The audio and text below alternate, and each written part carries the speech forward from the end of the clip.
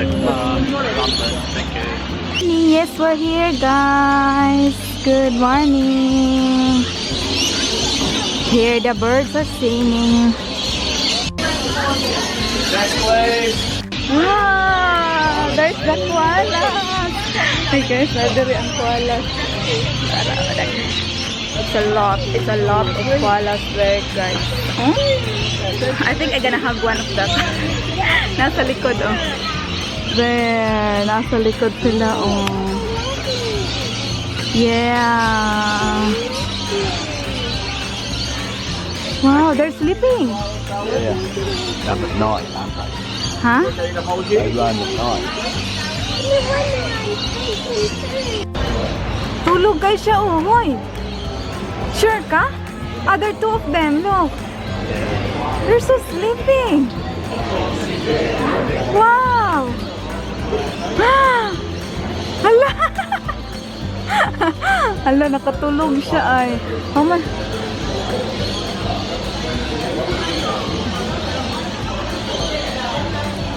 Can I hug you?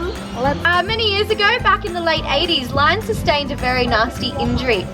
So she was actually found down in Sydney Harbour, and she was found to have really severe fishing line entanglement that was wrapped around both of her wings. And in particular, her right wing was very injured, to the point where we did bring her into care here at Currumbin in the 90s, and we did unfortunately have to amputate her right wing because of how negative that fishing line was causing that injury to her wing. So it is really important that we are mindful of how we're disposing our fishing equipment, because sadly we do see a lot of them that come through our wildlife hospital because of these injuries. But Lion, she is doing really well, and you'd be interested to know her age actually. So the average age of a pelican is roughly about 25 years or so. And because of Lion being here for quite some time now, we do think that she's roughly in her mid-40s now. Yeah, so she's a very beautiful old girl. She's doing really well, and she's in excellent health, excellent condition. And so the reason why we do this feed is for her, because she can't fly, she can't get her food elsewhere. So we want to make sure that she's getting fed like she should. But she obviously brings her wild mates along with her. Every day at 9:30 they have an excellent body clock. They know exactly when to come for a bit of a free breakfast as well. But pelicans, or wild birds in particular, do have a very fast metabolism, so they do need to feed quite frequently because they do metabolize that food quite fast for their energy. And so these birds here, even though they're wild, this is a bit of a free snack for them. They'll metabolize that quite quickly, and then they'll head off to other lake systems or our coastal beaches for the day to get more food. So they are quite cheeky. But of course, like I said, we do share their areas, their coastal waterways with our recreational activities. So we want to keep these guys around for a lot longer. And the way that we do that is, of course, respecting their space as well. But I'll tell you, not your time yet. I'll tell you a little bit about the pelican in particular. So the pelican is, the Australian pelican in fact, is one of 7 different species of pelican worldwide. But in Australia here, we're quite lucky. We're known to be home to one of the largest. And in fact, these pelicans in particular in Australia are known to be our heaviest flying bird.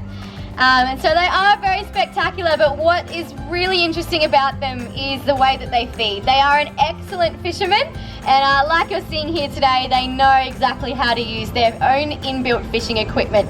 So what they would do is they'll use that beak of theirs. So they actually have the longest beak of any bird in the world. You can get up to 50 centimeters long, and as you can see, it plays a really important role in feeding. So that pouch underneath, it's called a gula pouch, and they use it like an inbuilt fishing net. So not only do they catch food, like they're showing here today, catch food in their pouch, but they'll often use it like a fishing net out in the water. They'll scoop up a lot of fish, maybe one big fish, maybe a big scoop full of small fish at a time. Then they'll filter out the water. They don't actually swallow that water, and then they'll swallow all that fish down nice and comfortably head first in particular. Here you are, back Miss Lime. There you go. She is quite fussy as well, as you can see. But they also do have a hook at the tip of their beak as well, and that actually serves the purpose of a fishing hook. So anything that's a little bit slippery, like most they're fish out eating there, whiting. they will then easily catch that with that hook and Whiting. hold on to it nice and tightly. Oh, Line, you're feeding the other birds for me. But like I said, these guys are known to be our heaviest flying birds. So I'm actually interested to know what you guys think. How much do you think a pelican might weigh? Yell it out. 240 pounds. What's that? About 100 kilos? All right, 100 kilos. There you go. Anybody else? 50 kilos? 70. 60, 70. Good numbers.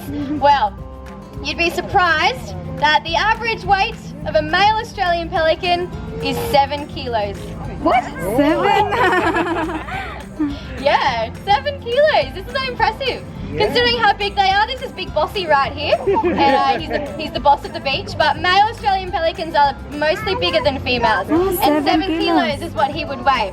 So it's quite surprising. But when you think about it, these pelicans, they're a migratory bird, so they really do need to be as lightweight as possible in order to fly and sustain a long flight. So can you imagine if a pelican was 50 kilos, they would not be able to get off the ground. They would not be able to carry their weight and take off in flight and obviously stay in flight for a long time.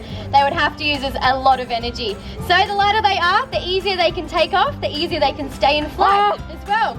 And the longer that they can travel. Line, you're meant to eat your fish, not feed everybody else. So yeah, that is quite a surprising number, but you will see pelicans using that really large wingspan as well, 2.5 meters in length, and they will soar up in the thermals and looking for fish and having a bit of a flight. And so when it comes to their breeding season, in fact, that is when they will migrate. They'll migrate out to our inland lake areas like Lake Eyre, and they'll wait the rain out there. They will feed, they'll reproduce, and then they'll raise their young at the same time, all the way out west, and then they'll head back to our coastal areas. So, very impressive water bird species, as you can see. One of our largest, and they are very, very beautiful. Love our coastal waterways. So if you take a trip out to our beaches, you'll certainly see them. Sometimes you will see them roosting up on light poles as well. They find a nice comfy spot on top of a light pole. So they're definitely a very amazing species of water bird. But then we might move on to our eels. You can see them, they're starting to splash around in the water. And these eels, if you are a local, you might have seen them. Yeah, they're so big eels. They are quite common. So they are known, these ones, known as our freshwater short-finned eel. And the reason for that is because they are obviously found in freshwater and they have a very short fin as well. Leave her alone, Bossy. Yeah, they're feeding the eels. But they're quite common. They're not only found in freshwater, but they are found in saltwater estuaries as well. So any kind of water body, you might spot these eels. But what we're going to demonstrate to you today is just how well they feed and how they do that as well. So these eels are a very instinctive animal, which means that we have not had to train these eels to do what we're demonstrating today. Purely instinctive, they know exactly what to do when it comes to finding food. And they use two main sensory adaptations to do so. So what they're responding to right now is what Simone is doing and stamping her feet, and that's creating vibration. So that vibration is sent through to the ground, through to the eels, and they know that if they sense vibration, that it's a potential food source is available. And that's exactly what is available right now. Some yummy chicken necks that we have. But also the other adaptation that they use is their really keen sense of smell. And so they're the main two. They actually don't have good eyesight. They're pretty much blind. So what they will do is they'll smell out anything that is in their way. They're actually cleaners of the ocean. They would take up anything like dead carcass or carrion. So they can be scavengers, they can be carrion feeders. But they might take up a little duckling or a little moorhen as well that might be nothing too much larger than that. So the way that they sense that out is of course what I just mentioned, but they also need something to grab hold of it too. So these eels have very sharp and nasty teeth in their mouths, and more so kind of serrated plates.